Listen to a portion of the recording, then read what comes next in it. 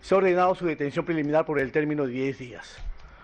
Justamente el agravio que le causa esta resolución es la privación de su libertad individual y de su libertad locomotora.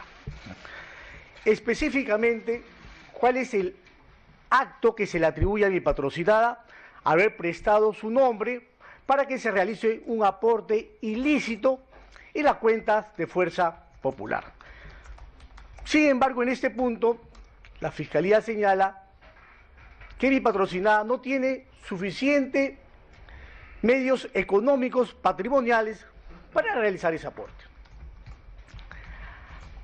Yéndonos a analizar el peligro de fuga de mi patrocinada. Cuando se da lectura a la resolución del ACUO, el juez, para motivar su resolución, se basa en aspectos aislados de los elementos que forman parte del peligro de fuga. Llámese, y acá sí es contradictorio lo que dice la resolución cuando señala que mi patrocinada tiene medios económicos para salir del país, mientras que para realizar el aporte no tiene medios económicos. Y eso está en la carpeta. Asimismo, basa o se resuelve por la detención preliminar de mi patrocinada por la prognosis de pena. Sin embargo, se obvia, pues, analizar lo que nos dice la casación 626-2013 Moquegua, que no basta la seriedad de la pena, es solamente un elemento de todos los elementos que conforman el peligro procesal, el riesgo de fuga. Asimismo, señala que supuestamente forma parte de una organización criminal y que esta organización criminal va a hacer todo lo posible para que mi patrocinada salga del país, con la finalidad que esta supuesta organización criminal continúe con sus actividades ilícitas. Pero esos elementos no bastan para solicitar la detención preliminar o privar de la libertad de mi patrocinada, sino que se tiene que analizar todos los elementos que forman parte del peligro procesal de riesgo de fuga en su conjunto, no de manera aislada. A pesar que el 1 de diciembre mi patrocinada del año 2017 prestó su declaración ante la Fiscalía, no se ha tenido en cuenta que cuando se le pregunta dónde trabaja, señala: desde el año 1996 trabajo en supermercado La Inmaculada, ubicada en Tarapoto. Asimismo, en el año 2006 mi patrocinada crea una empresa, Café Plaza, una empresa individual de responsabilidad limitada. Cuando se le pregunta, ¿tiene algunas cuentas en algún banco? Señala: sí, efectivamente tengo una cuenta en el Scotiabank y una cuenta en Interbank. Sin embargo, no analizan ese arraigo hacia algo, ese arraigo laboral, a su trabajo, a su remuneración.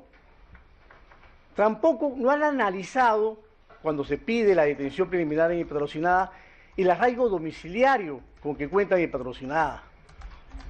Está plenamente acreditado en autos, que tiene domicilio conocido, prueba de ello que se ha presentado recibo de luz del sur, un plan de salud, copia de su DNI, tanto de ella como de sus hijos. Entonces se está acreditando ese arraigo domiciliario y ese arraigo familiar, ese arraigo hacia alguien, a sus hijos, a su esposo.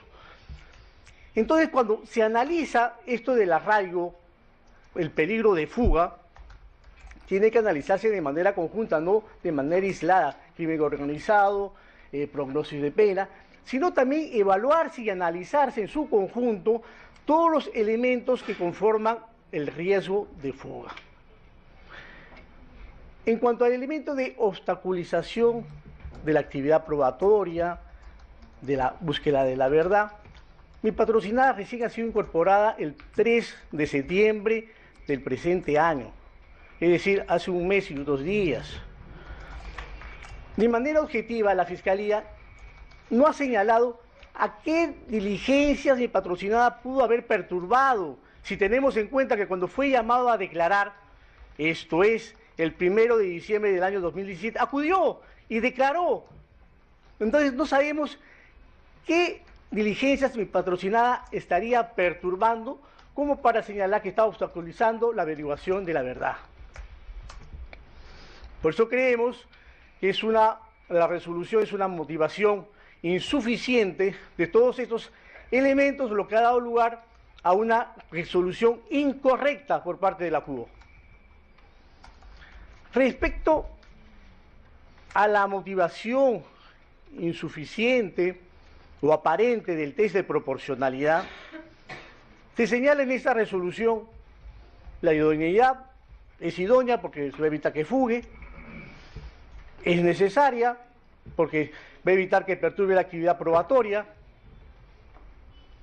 Sin embargo, cuando se analiza la proporcionalidad propiamente dicha, ¿está bien que se ordene la detención preliminar de una persona si se quiera señalarse en qué diligencias va a participar?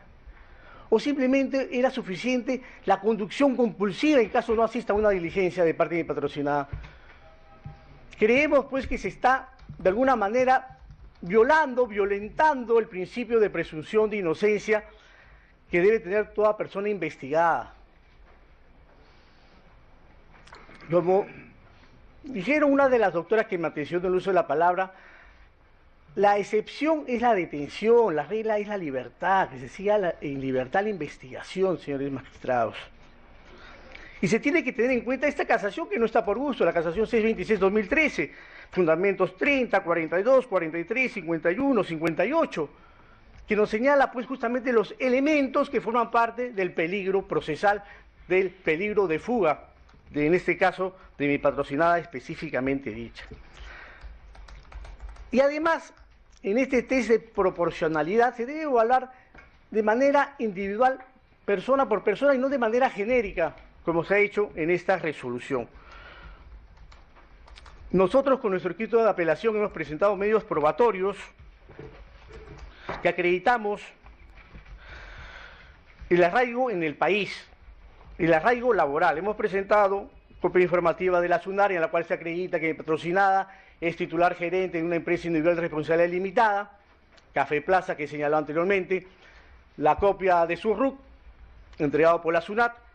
Hemos acreditado con nuestro escrito de apelación el arraigo domiciliario, presentando copia de DNI de mi patrocinada, de sus hijos, el pago de mantenimiento de su departamento en Surco, recibos de Luz del Sur, de recibos del teléfono fijo de Movistar, un plan de seguros en RIMAX Seguros de mi patrocinada, lo que acredita pues la residencia habitual de mi patrocinada en algún lugar. Por otro lado, también estamos acreditando con nuestro escrito de apelación el arraigo familiar con copia de DNI, tanto de ella como de sus hijos, lo que acredita pues lo que he señalado, el arraigo familiar. Por estos motivos creemos pues que la resolución ha sido motivada de manera insuficiente, y por esto solicito pues que se declare infundada la detención preliminar y fundada la apelación interpuesta. Gracias. Muy bien, gracias por respetar estrictamente los 7 minutos. Seguimos con el siguiente abogado, doctor. TQ Producciones presenta a uno de los más aclamados violinistas de hoy, Philippe Quint, junto a la Orquesta Sinfónica Nacional, interpretando las estaciones de Vivaldi y Piazzolla, 18 de octubre, en el Auditorio Santa Úrsula. Entradas a la venta en Teleticket de WOM y Metro. Continuamos con la audiencia en la Sala Penal Nacional, donde tanto la abogada de Keiko Fujimori, líderes de Fuerza Popular, y otros abogados de otras personas cercanas a este grupo político buscan revertir la detención o la orden de prisión. Mato Monge ha pasado de la condición de testigo a la condición de imputado. Efectivamente, si nosotros leemos el auto dice que el señor Mato Monge habría realizado algunos actos de ocultamiento, habría conseguido aportantes, y dice que por ese hecho sería parte de una organización criminal. Pero el auto, señor, que lamentablemente es sumamente pobre, señala en su foja 158 que los actos del señor Mato habrían ocurrido incluso hasta el año 2016. Pero si nosotros leemos las 4 páginas que se refieren al señor Mato Monge, dice que el acto de ocultamiento habría sido el año 2011. Ahora, ¿cuál es, digamos, los elementos de convicción para esto. Nosotros estamos hablando de un delito de lavado de activos a través de una organización criminal. Es un delito grave. Entonces, requiere una exigencia mayor de elementos de convicción. Más aún si voy a pedir una detención preliminar. Y el único elemento de convicción que tenemos, señor, es la declaración de un testigo protegido.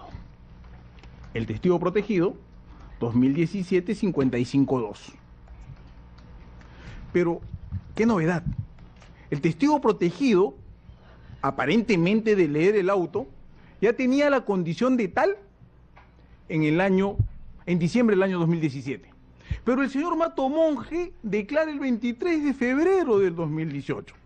Y cuando declara, señor, le hacen 72 preguntas.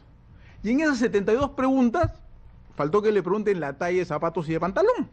Le preguntaron de todo, pero ojo, no le preguntan respecto a la versión que ya tenía el Ministerio Público de este supuesto testigo protegido. Y el día de hoy, señor, el señor tiene una orden de captura vinculada a una declaración del testigo protegido, que desde el punto de vista del juez es un elemento son múltiples elementos de convicción que permiten establecer que el señor forma parte de una organización criminal. Partiendo de estos hechos,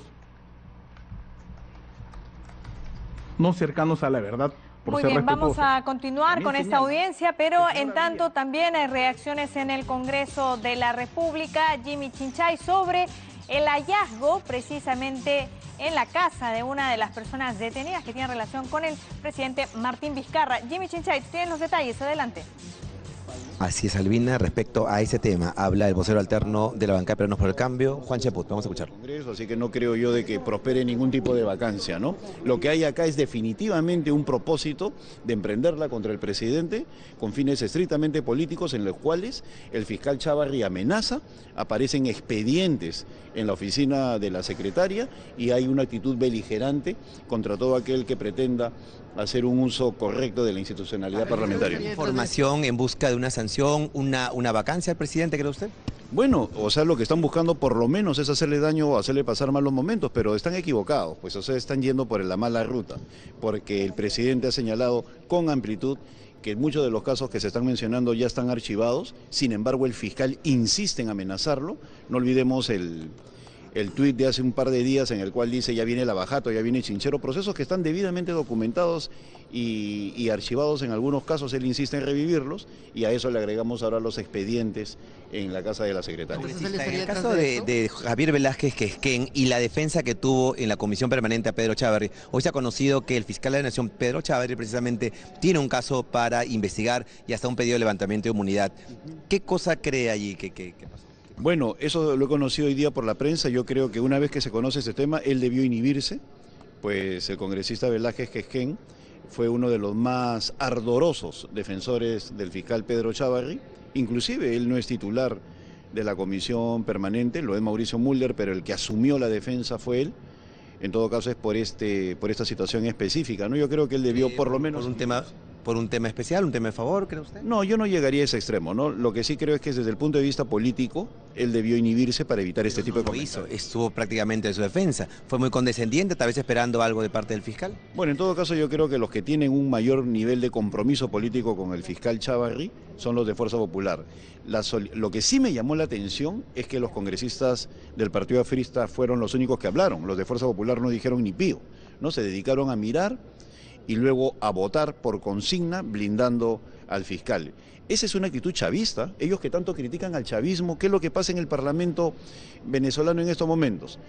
La mayoría chavista escucha a la oposición, los dejan hablar y luego que terminaron de hablar votan en bloque. Exactamente lo mismo ha hecho acá el fujimorismo. Nos escucharon a todos nosotros, dimos argumentos contundentes en materia constitucional, escucharon a los apristas, a las fuerzas de izquierda, Peruanos por el Cambio, y luego sin decir nada votaron por consigna. Entonces todo eso pues es deteriorar el ambiente institucional en el país. Al final, Daniel Salaverry debe dejar la mesa directiva por lo ocurrido con el expediente César Inostroza. Varias bancadas están solicitando ello. No, yo no veo que él tenga por qué renunciar, ¿eh? En ese sentido soy completamente claro. Este es un problema que atañe a otro tipo de circunstancia, y yo creo que hay un sector del fujimorismo muy interesado en sacarlo a él de la mesa directiva, y yo creo que debería continuar, porque es un sector queiquista, ¿no?, que lo ve como un personaje incómodo. El presidente del Congreso ha manifestado independencia de su propia bancada, por supuesto. El presidente del Congreso ha demostrado independencia en estos casos, y yo creo que no procede el pedido de renuncia. Y justo, ¿no?, también una vez más, por esas cosas del destino, son personas vinculadas al Partido Aprista y a Fuerza Popular, las que mandó un tuit, Javier Velázquez, las que piden, ¿no?, los que están aliados en las votaciones a favor de Chávarri, ahora están aliados para tratar de sacar al presidente del Congreso. Yo diría más bien que el presidente del Congreso debería acelerar ese proceso en este que se está discutiendo en el Consejo Directivo, y no caer en responder. Yo creo que él debe continuar al frente de la mesa directiva. Correcto, palabras de Juan Cheput Albina, pero se conoce en momentos en que varias bancadas están solicitando que el presidente del Congreso actual, Daniel Salaverry, deje el cargo por los motivos que ya hemos conocido, ¿no? Este retraso en la información enviada al Ministerio Público respecto a César Inostroza. Se anuncia también en las próximas horas conferencia de prensa del titular del Congreso, Albina. Muy bien, vamos a estar atentos. Regresamos, Jimmy, tenemos que volver a la Sala Penal Nacional. Ya va culminando la exposición de los abogados de las personas intervenidas. Estamos hablando de, en principio, fue la abogada de Keiko Fujimori, luego Jaime Yoshiyama, Augusto Bedoya, Adriana Tarazona. Participa de esta diligencia, de esta audiencia, la propia Keiko Fujimori, entre otros detenidos, así como el fiscal José Domingo Pérez y el coordinador del equipo especial Lavallato, Rafael Vela. Señor, no hay un solo elemento de convicción que acredite que el señor tenía un rol determinado, que el señor permaneció en la organización criminal. El criterio para ser parte de una organización criminal es el criterio de permanencia. El señor tiene un señalamiento de un testigo protegido de un hecho del año 2011. No tiene más. Por estas consideraciones, señor, la defensa del señor Eric Giovanni Mato Monge viene a solicitar respetuosamente la revocatoria del auto elevado, materia de vista, y que en su oportunidad se declare fundada nuestra solicitud y se ordene el levantamiento inmediato de las órdenes de captura del señor Mato. Muy bien, gracias. Corresponde escuchar ahora entonces al Ministerio. Expo Proveedores 2019 permitirá reunir proveedores del sector privado con entidades del sector público del 30 de enero al 2 de febrero en el Centro de Exposiciones Jockey. Se encontrarán las recientes autoridades electas locales y regionales. Separa tu stand ahora. Muy bien, vamos a regresar a esta audiencia. Ha culminado la exposición, los descargos de la parte acusada, y ahora viene el turno para la Fiscalía y el equipo especial Lavallato. Tocar específicamente algunos temas en garantía de contradicción. Y en ese orden de ideas, el Ministerio Público viene a solicitar a su digno y honorable colegiado la confirmatoria de la resolución expedida por el juez Concepción Carguancho en todos sus extremos. Ni frases hechas ni frases bíblicas. El imperio de la ley, señor presidente, señores jueces superiores. La ley debe primar sin distinción, independientemente de quién sea su infractor. Por eso es que el Ministerio Público viene en este acto, en principio, a formular todas las precisiones correspondientes coadyuvantes a lo que es la motivación suficiente de la decisión del juez Concepción Carguancho, pero adicionalmente también a desenmascarar los argumentos falaces, los argumentos tendenciosos respecto a lo que se ha dicho durante el desarrollo de esta audiencia y que el Ministerio Público con paciencia ha escuchado. La ley es bastante clara y nos están tratando de inducir en el sentido de que efectivamente aquí no hay una distinción conceptual entre lo que son las exigencias y los parámetros propios de una prisión preventiva y de lo que es una detención preliminar. Sin embargo, debemos decir, señor presidente, que a raíz justamente de lo que se acaba de resolver, usted nos ha aclarado el panorama. En principio, nos ha dado la luz correspondiente del sendero de lo argumentativo, que es que usted ha dicho claramente que no estamos ante una prisión preventiva, estamos ante una detención preliminar con sus propias reglas. Usted hizo referencia a una de ellas, por ejemplo, que se haya resuelto sin presencia de los abogados, sin presencia de las partes, porque efectivamente la ley así lo determina. El artículo 261 del Código Procesal Penal, del cual no nos han dicho nada, establece claramente dentro de su regulación dos aspectos que son esencialmente sustanciales. Y uno de ellos, que tiene también un desarrollo normativo en interpretación ya de la Corte Suprema de Justicia de la República respecto al concepto de lo que termina siendo necesariamente un requisito dentro de la detención preliminar, que son las razones plausibles. Razones plausibles: peligro de obstaculización, peligro procesal de fuga, son los conceptos relevantes dentro de esta discusión, sobre los cuales no se ha dicho mucho. ¿Pero por qué? Porque esto tiene que ser deliberado. Realmente el Ministerio Público está absolutamente sorprendido. Pensábamos que la discusión iba a ser otra, con honestidad. Estamos absolutamente sorprendidos que nos digan que no existe nada en el requerimiento. Es decir, que el requerimiento estuvo absolutamente desvinculado de las exigencias de razones plausibles. Es decir, de los serios indicios y sospechas que existen en esta investigación. Realmente, dentro de la etapa de investigación preliminar en la que nos encontramos, el Ministerio Público ha sostenido, creemos, con absoluta solidez y consistencia, de que razones plausibles hay de sobra en esta investigación. De sobra. Voy a detallar alguno de ellos de manera sucinta porque ustedes, honorable colegiado, lo van a poder advertir. Con absoluta sorpresa no nos dicen nada, a excepción de alguno de los abogados que ha tratado de tocar el tema incluso de manera bastante tendenciosa, en primero hablar de las declaraciones de los ejecutivos de la empresa Odebrecht, porque hay que entender cómo es que surge este caso. Este es un caso que surge de las investigaciones derivadas del caso Lava Jato, en el que se activan mecanismos de cooperación internacional y posibilitan la averiguación de la verdad en temas que, de otra manera, tal vez nunca habrían llegado a conocerse. Es a partir de estos mecanismos de cooperación y de la voluntad en determinado momento de la empresa Odebrecht de revelar una serie de actos delictivos que podemos llegar a tomar conocimiento, pero no exclusivamente, como nos dicen ahora, de presunta declaración del señor Jorge Barata como un aspirante a colaborador eficaz en el Perú, porque el origen de este caso está más bien en el mecanismo de cooperación espontánea del sistema de cooperación internacional, que es en realidad el hallazgo dentro de la agenda de Marcelo Bahía Odebrecht de la anotación aumentar Keiko a 500 y hacer visita. Ese es el hilo de la madeja.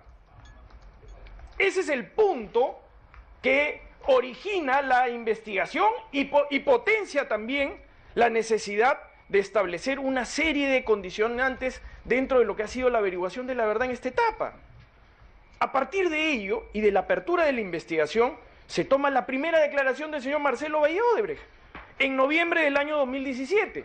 El señor Marcelo Bahía Odebrecht reitera lo que ya había dicho en el caso Humala Heredia, porque estos casos están asociados en la medida de que son parte, reitero, de lo que se conceptualiza como el caso Lava Jato, porque tiene directa vinculación con la gran corrupción transnacional que estableció la empresa Odebrecht. Entonces, a partir de esa situación, el señor Marcelo Bahía Odebrecht es coherente.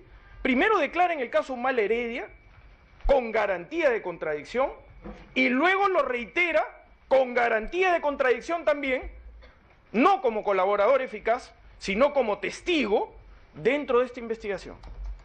El señor Marcelo Bahía Odebrecht revela, en principio, lo que ahora ustedes podrán comprobar dentro de los elementos, de que efectivamente habían apoyado a muchos políticos en el Perú, que habían financiado campañas a través del llamado Departamento de Operaciones Estructuradas, la conocida Caja 2 del Sistema de Operaciones Estructuradas, reitero, que era un fondo de procedencia ilícita, demostrado, judicialmente ya definido, en la justicia brasileña también. En ese orden de ideas, el señor Odebrecht establece una serie de aseveraciones que luego tienen que ser materia, por supuesto, de otros testimonios. A partir de esta situación, declara también el señor Jorge Enrique Simoes Barata. El señor Simoes Barata, más allá de lo que quieran decir en este momento de sus imprecisiones, que por supuesto el Ministerio Público rechaza porque entiende que la declaración de Jorge Barata fue coherente, más allá de eso, el señor Jorge Barata da amplia información que para el estadio procesal en el que nos encontramos, termina siendo, creo, desde el punto de vista del Ministerio Público y desde el estándar reconocido por el juez Concepción Carguancho, ampliamente suficiente para superar el concepto que la ley determina. Razones plausibles. Es lo que exige la ley.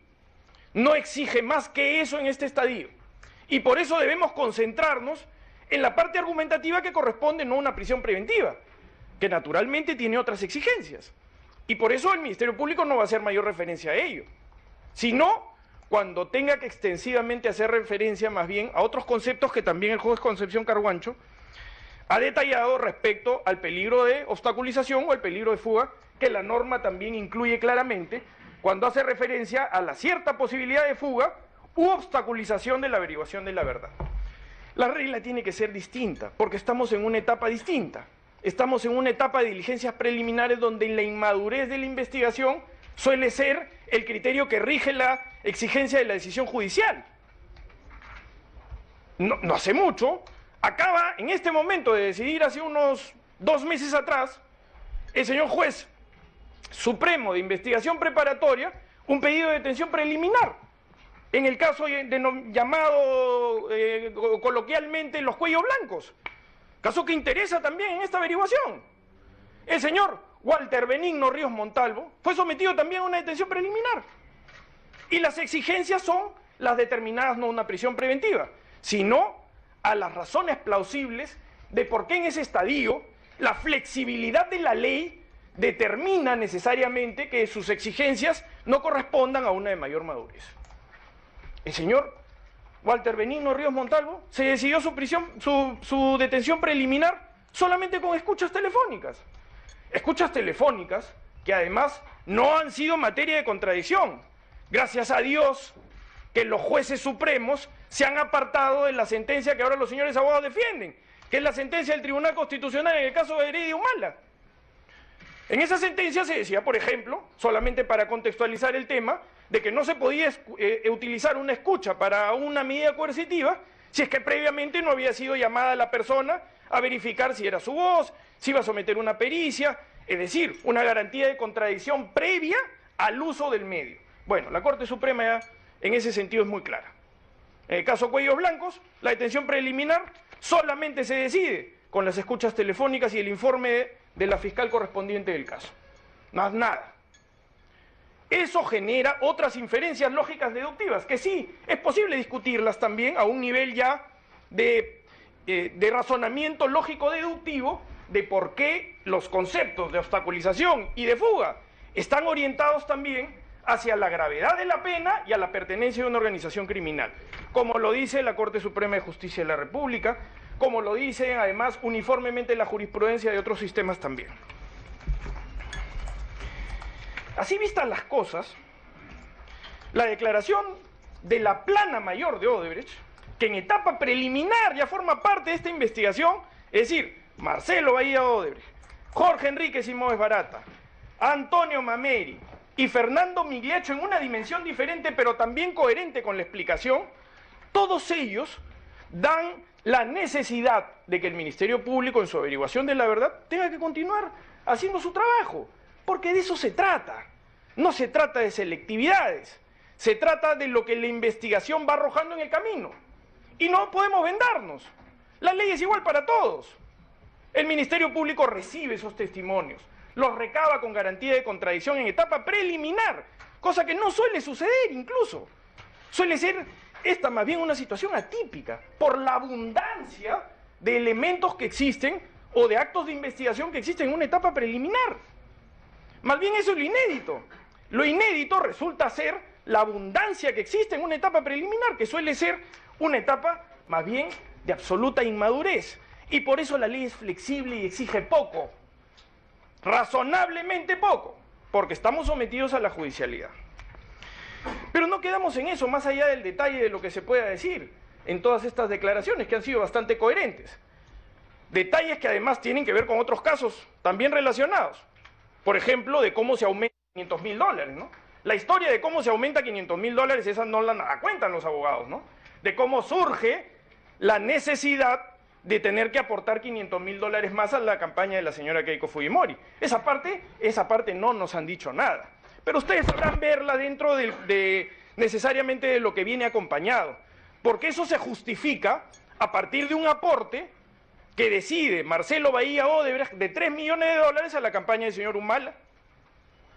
El señor Barata no estaba de acuerdo.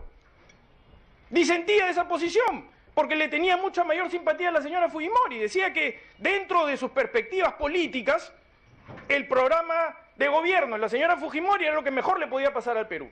Y que de ninguna manera debería dársele dinero al señor Humala. Pues el señor Humala era un candidato que más bien propendía a tomar medidas relacionadas con un proyecto político, institucional y democrático diferente. Eso lo dice Barata. Ustedes lo van a poder leer.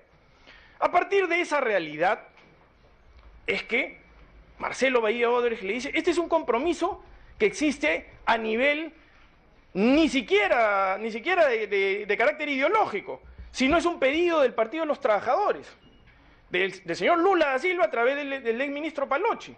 Y el señor Marcelo Odebrecht le dice, esto no se puede dejar de cumplir. Si tú en realidad crees que se debe apoyar a la señora Fujimori, bueno, entonces entrégale $500.000 más y cerramos el problema.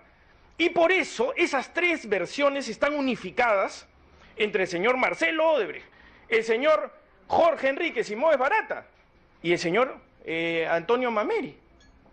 Eso ustedes lo van a poder encontrar. Por tanto, los tres claramente sitúan dentro de la información que ustedes pueden acceder, sitúan claramente el financiamiento de la campaña, de $1 millón entregados a la campaña de la señora Fujimori por intermedio del señor Jaime Yoshiyama Tanaka y del señor Augusto Mario Bedoya Camere, y $200.000 a través de la CONFIEP, que eso es un asunto que también está claramente comprobado, porque la propia CONFIEP así lo ha admitido. Pero no nos quedamos en eso, porque aquí parece que esto era una modalidad de las organizaciones criminales que vamos a detallar. Porque además de las declaraciones que existen ya de todos los ejecutivos brasileños, el señor Migliaccio, al que hacen referencia, que es un ex ejecutivo, preso en algún momento, ahora con arresto domiciliario, sujeto a delación premiada en el Brasil, claramente detalla cómo operaba el Departamento de Operaciones Estructuradas.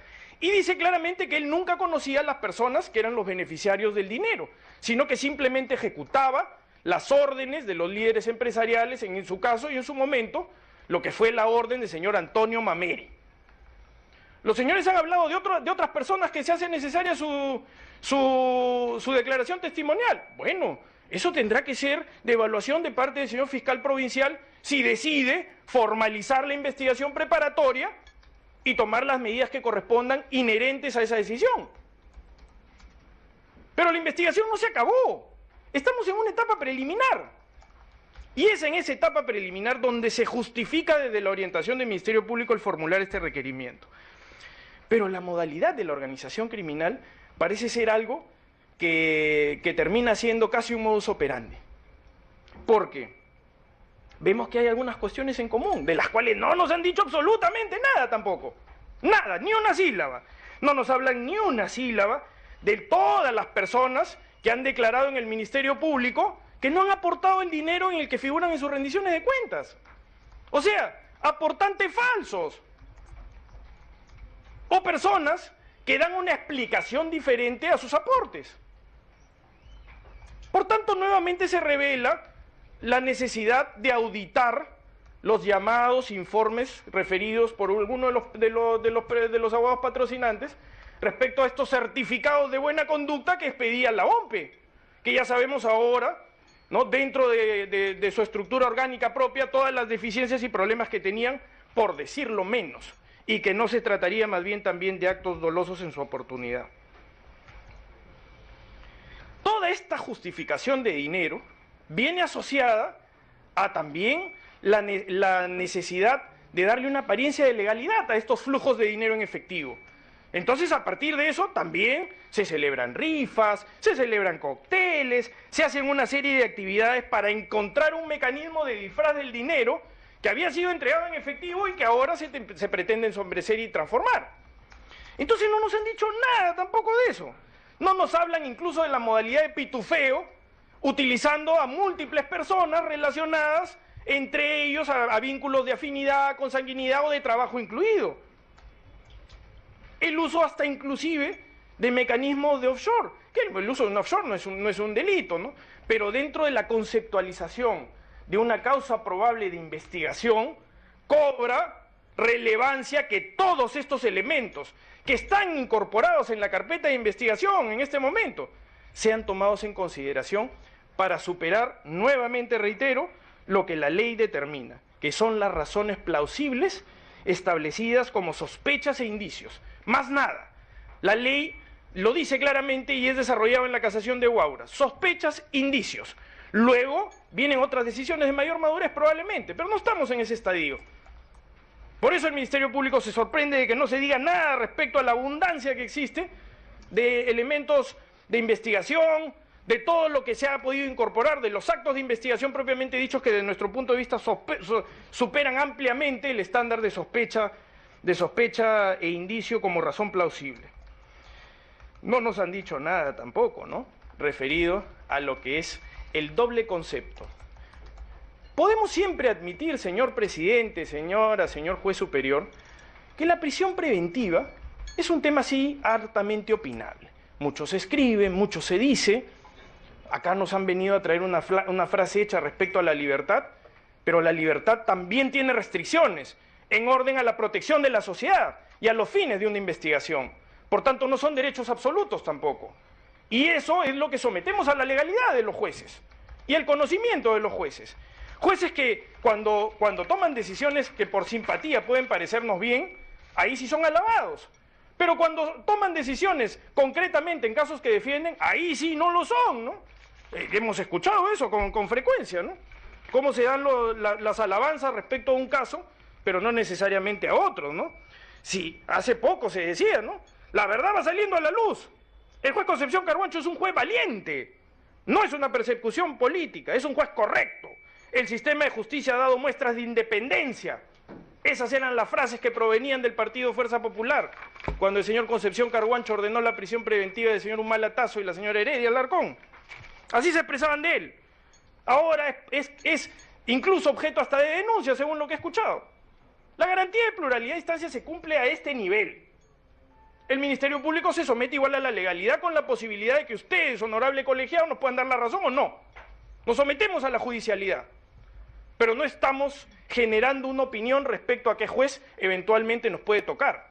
Son los jueces que nos tocan, los que designa la Sala Penal Nacional, y nosotros nos hemos sometido a ellos. Hemos litigado incluso contra los jueces que no nos dan la razón. En esa apertura de criterio que está mostrando la Sala Superior en este caso, dada la condición de interpretación diferenciada entre lo que es la detención preliminar y la prisión preventiva, bueno, nosotros también tenemos la obligación de informar lo que se viene haciendo. Durante estos 10 días se han realizado declaraciones de las personas detenidas, verificaciones domiciliarias, reconocimiento de documentos personas, se han realizado allanamientos, incautaciones, testigos protegidos, colaboradores eficaces. Bueno, sería interesante entonces que todo eso se conozca, porque daría una perspectiva adicional de todo lo que se viene diciendo, ¿no? En los allanamientos, por ejemplo, los hallazgos que han existido a partir de la decisión de incorporar a personas del íntimo entorno del Partido Fuerza Popular, se han obtenido también evidencias que tienen orientación a los dos conceptos que voy a hacer referencia para aterrizar el comentario de lo que se está diciendo. Peligro de fuga, peligro de obstaculización. En los allanamientos se han encontrado muchas novedades importantes, específicamente en el caso del señor Silva Checa, por ejemplo, ¿no? Conocido operador de los años 90. El caso del señor Silva Checa.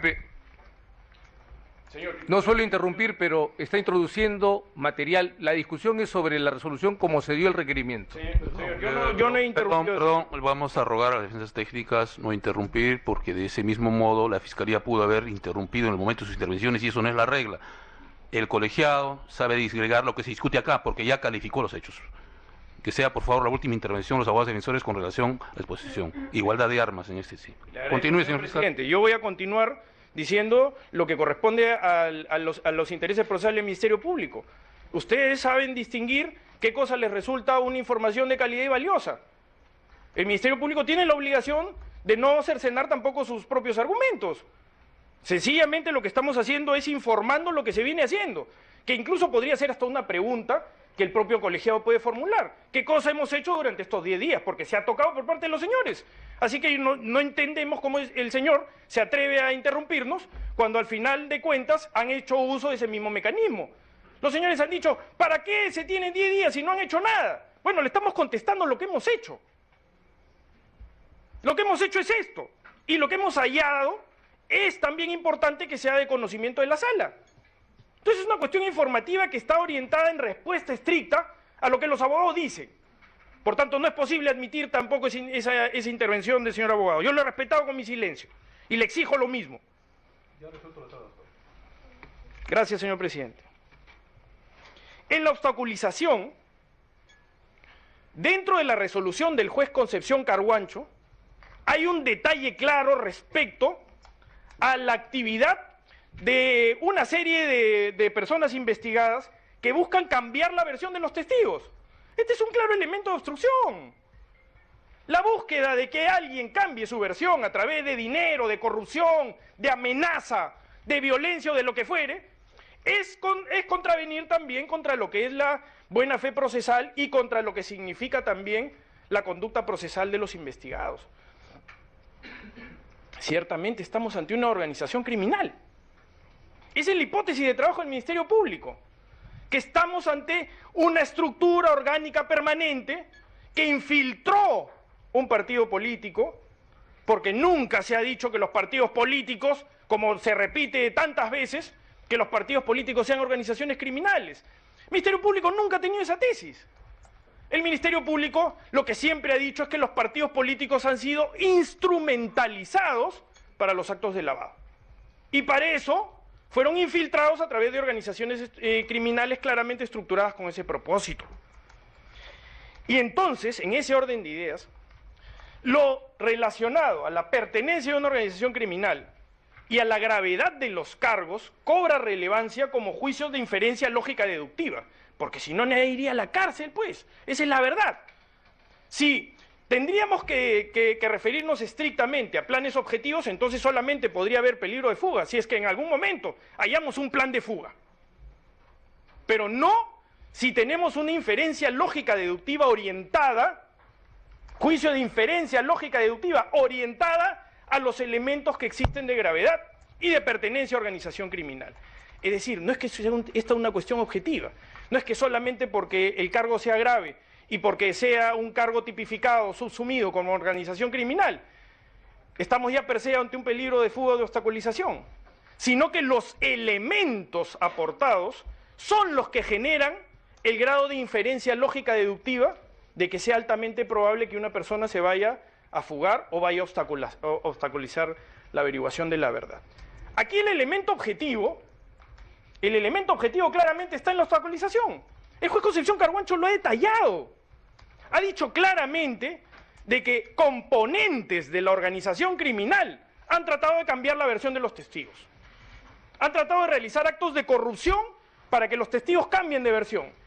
Lo dice claramente, ustedes lo van a poder leer. Lógicamente que la defensa no le va a decir ni una sílaba de esto.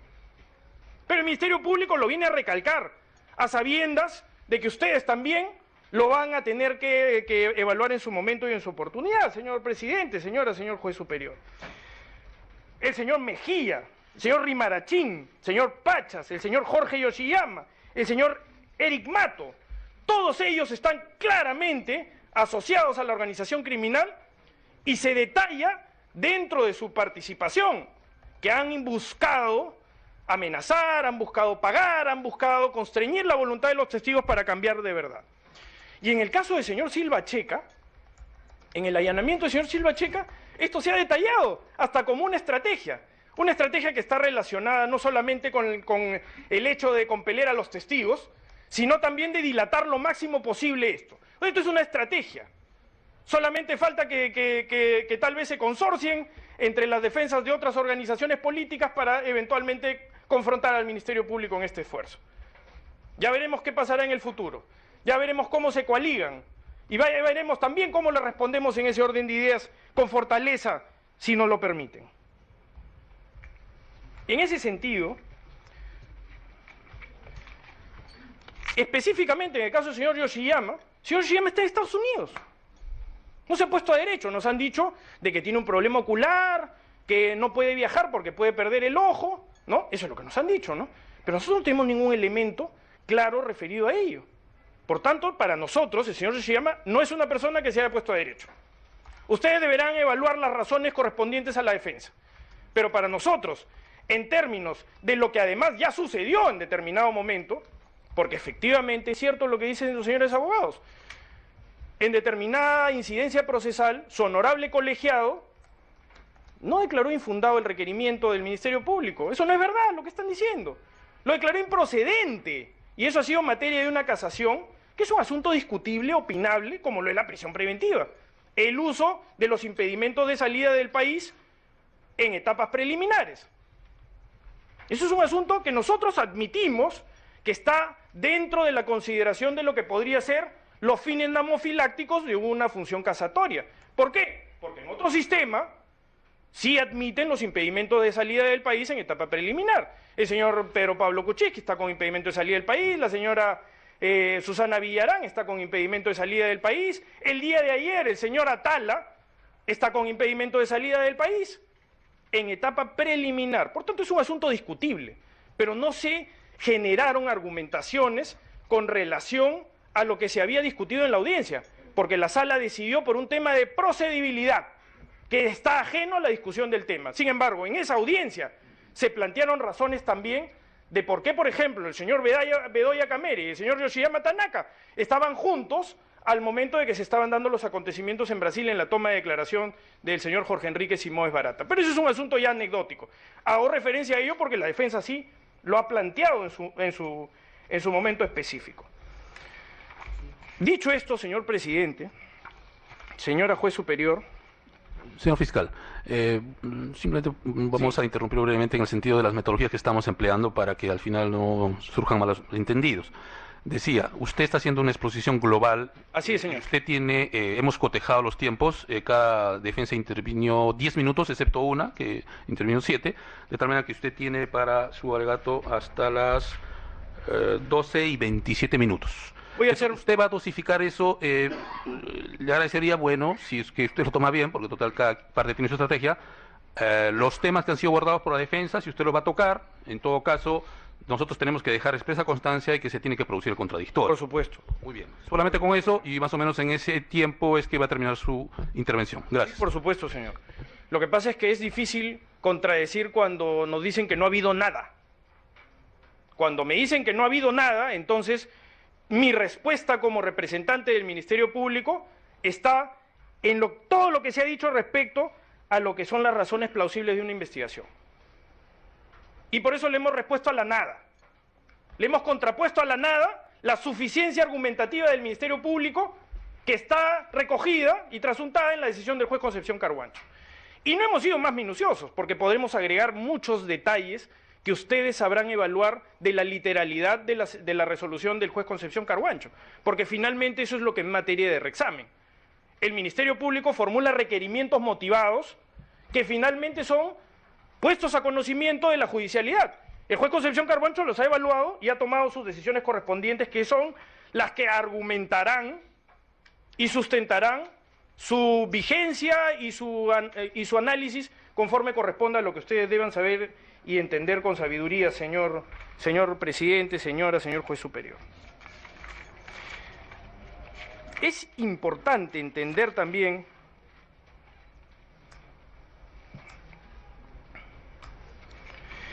que los casos, señor presidente, curiosamente pueden tener relaciones. Estaba haciendo referencia, por ejemplo, a cómo en el caso Cuellos Blancos, en la Corte Suprema, el señor juez supremo había ya decidido respecto a lo que es en su entendimiento, interpretación y definición las razones plausibles suficientes para tomar una decisión de una detención preliminar. Pero es interesante ver cómo la realidad puede asociar también lo que hacíamos referencia hace unos momentos: coaliciones, entendimientos, la posibilidad incluso de recalcar argumentos, que en determinado momento eso habría sido realmente inverosímil, pero ahora sí lo es, porque a eso nos enfrentamos. Pero adicionalmente, dentro del caso Cuellos Blancos, por ejemplo, hay una referencia dentro de un informe que también obra como argumento del juez Concepción Carhuancho respecto a un audio en el que se revelaría una reunión que podría tener una relación con el caso. La reunión de la famosa señora K. Reunión entre el señor Inostroza Pariachi y la señora, aparentemente, Keiko Sofía Fujimori Gucci. ¿En qué sentido y en qué contexto se da esto? Se da en el contexto del caso llamado Cócteles. Y me dirán, ¿qué tiene que ver el caso Cócteles en todo esto? Mucho, porque la estrategia de defensa que se había desarrollado y que además no es un hecho que carece de objetividad, y tanto no carece de objetividad que el colegiado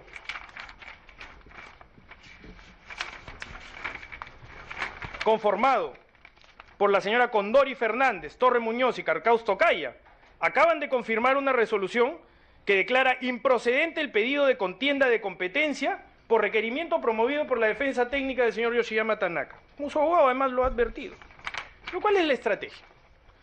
La estrategia era que a través del caso Cócteles, lo que se estaba buscando, y digo que esto no es una inferencia propia, sino es lo que objetivamente se demuestra a partir de la casación que se plantea en el caso Cócteles, la necesidad de su admisibilidad, porque era vital. ¿En qué sentido? En el sentido de que el señor Yoshiyama lo que estaba buscando era acumular el caso anotación en la agenda del señor Marcelo Bahía Odebrecht al caso Cócteles. ¿Cuál es el propósito?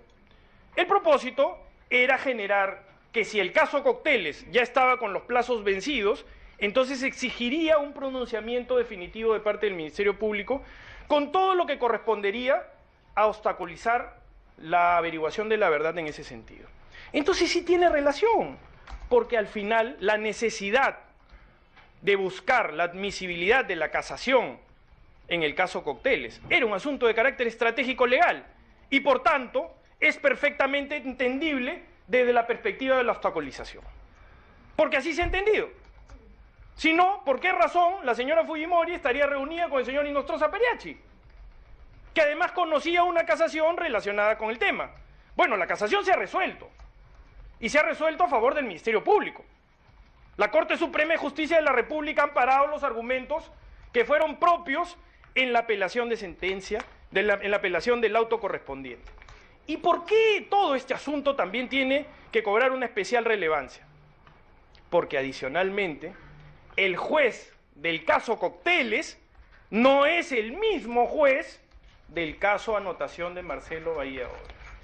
Entonces la búsqueda es la misma, ¿no? Ya hoy día hemos escuchado a la defensa legal de la señora Fujimori adelantar de que van a buscar recusar al juez Concepción Carhuancho. Están en su derecho de hacerlo, yo no estoy cuestionando eso como tal, porque la defensa procesal va orientada a eso.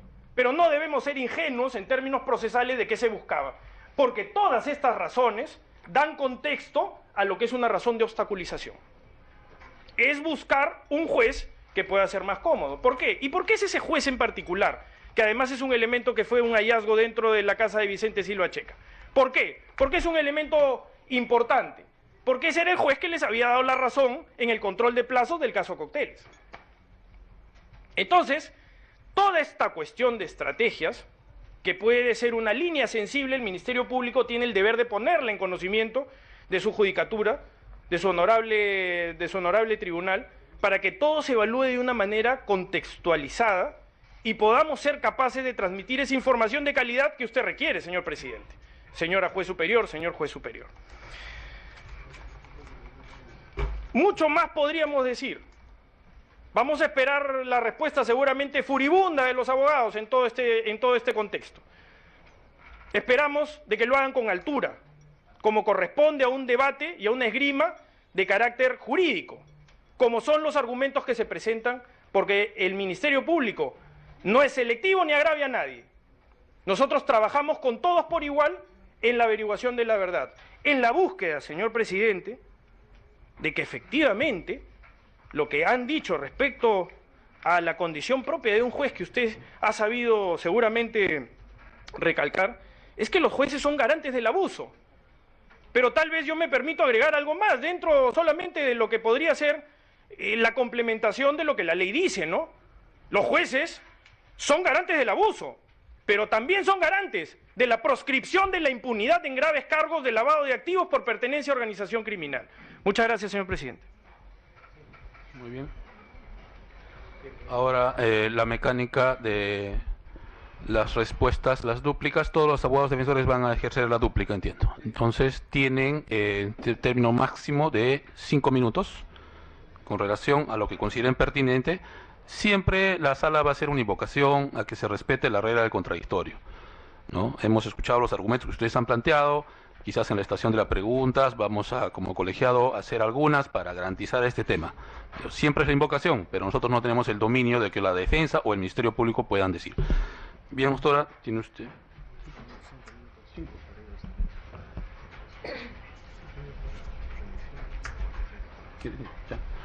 Muy bien. Vamos a tener que hacer, ante una solicitud, un tema de un receso de 5 minutos. 5 minutos para empezar con los temas. Muy bien, suspendemos y volvemos.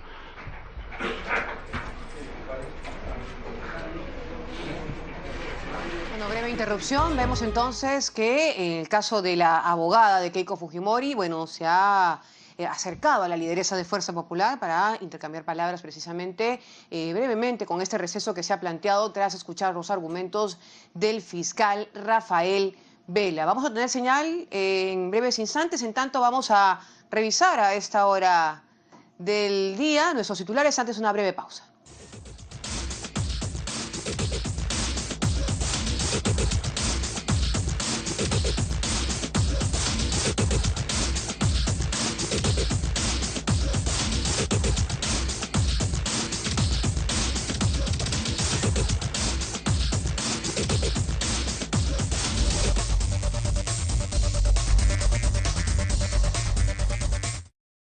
High Festival Arequipa.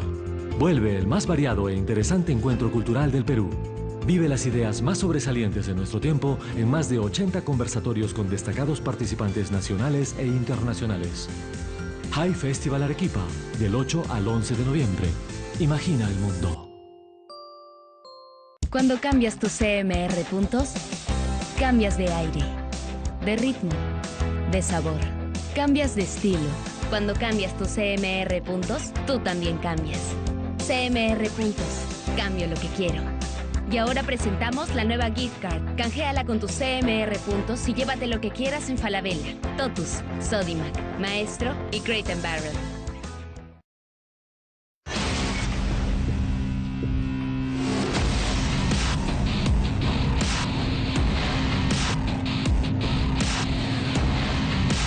Estamos ya en primero a las 12 y contándoles que a las 10 de la mañana empezó esta audiencia de apelación a la detención preliminar contra Keiko Fujimori y otros 5 detenidos. La lideresa de Fuerza Popular fue trasladada una hora antes desde la Prefectura de Lima hasta la sede de la Sala Penal Nacional en la avenida Prolongación Tacna. Ella ha llegado en una camioneta blanca con lunas oscurecidas. Luego fue conducida a la sala de audiencias vistiendo un chaleco que la señala como detenida. Por parte de la Fiscalía están presentes el fiscal, el equipo de lavado de activos, el equipo de lavallato, perdón, Rafael Vela y José Domingo Pérez. Y aquellos que no la tienen son muchos.